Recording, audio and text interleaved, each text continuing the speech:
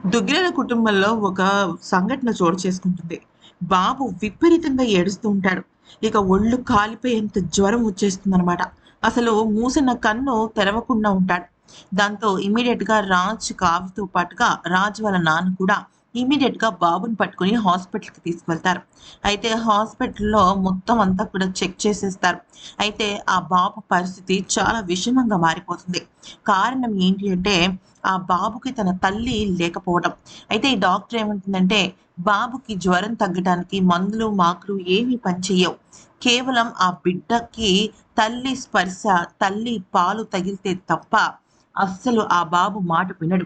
ఆ బాబుకి జ్వరం తగ్గదు అంటూ ఒక పిడుగు లాంటి వార్త చెప్తుంది.